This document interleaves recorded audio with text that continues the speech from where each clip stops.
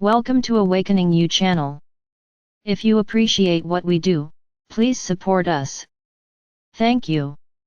Message from the angels. My dear friends, we love you so very much. So many of you have heard us discussing the importance of your vibration these past few years. Not one of you was taught in childhood that your actions matter far less than your energetic vibration. Only a few of you were encouraged to follow your inner compass rather than striving to please others. It is no wonder that embracing the 5D paradigm is challenging for so many of you. Today, we want to help and encourage you, explain things more deeply, and give you a new game to play to help you learn more about the power of your tuning. Imagine that you have a dream in your heart. Imagine now that there is a movie on television about how you got from where you are now to the fulfillment of this dream. It is a lovely movie of synchronicity, joy, and triumph. We're pretty sure you'd want to watch this movie. Now, on a different channel entirely, there is a news broadcast. It repeatedly tells you about your past, present, and the people around you as they are now. It shares new about the world around you, as it is now. It has no understanding of manifestation. As a result, when it projects into the future, it simply rehashes the present or past. It is not so likely you'd prefer to watch this channel. Now, suppose you have a magic tuner. When you think of something that makes you happy, you tune into the beautiful movie about your life unfolding gracefully.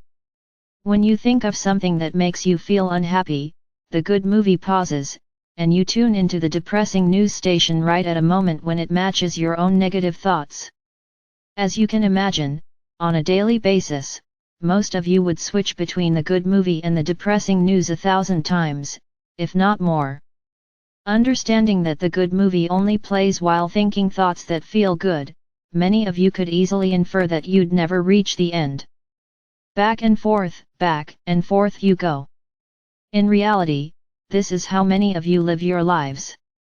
You are the first generation to become aware of the value of your tuning. You are learning a new skill. It is reasonable to expect that you'd have to try again before learning to value your feelings and tune into things that feel better. It takes time, persistence, and practice to develop a new habit.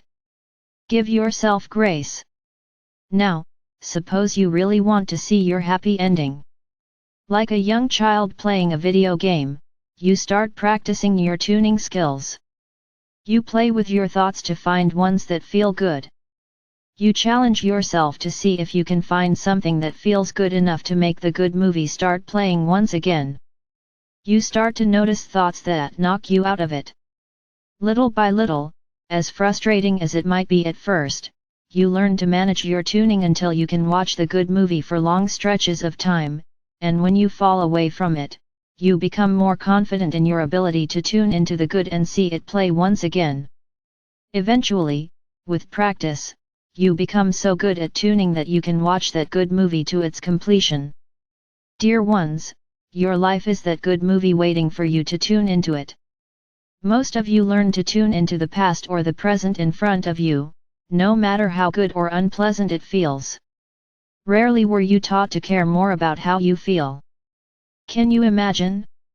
You want a relationship, and instead of focusing on it, because it sends you into that oscillation of vibration, you challenge yourself instead to find things to love about life, to find ways to share love in life, and little by little without even trying to manifest a relationship, you tune into that good movie with all its happy endings.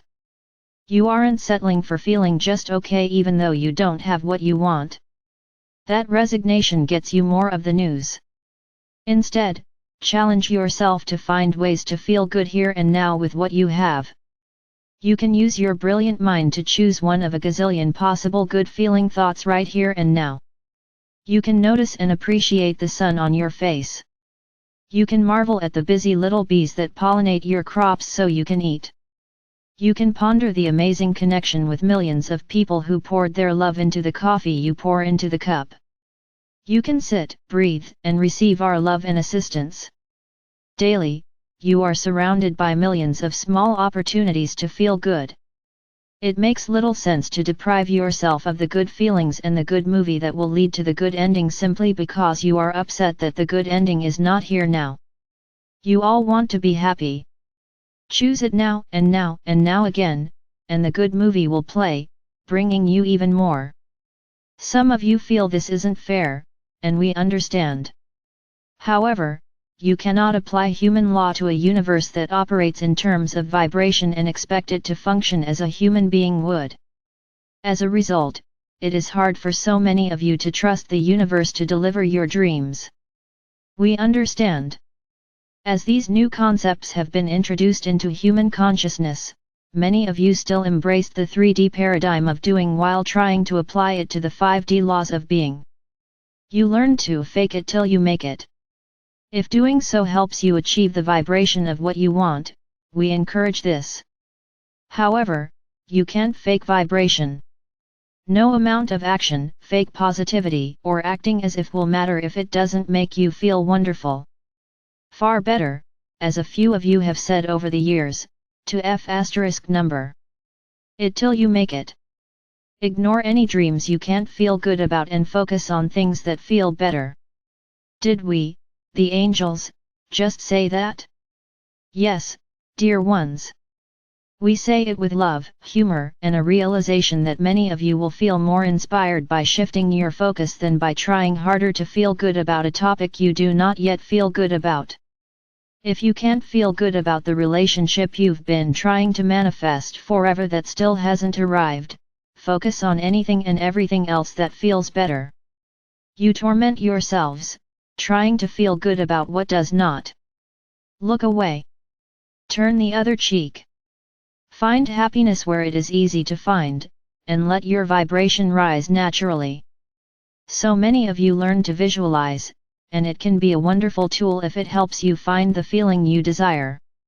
If visualizing makes you feel worse because it makes you think more about what you do not yet have, it is better to visualize a good lunch that excites you. You learn to make vision boards.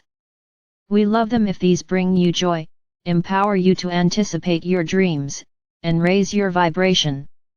But if you look at a vision board and think every time, yeah, right, it never happens for me, then dear ones, take down the vision board and, in its place, put up an inspiring piece of art that elevates you every time you look at it.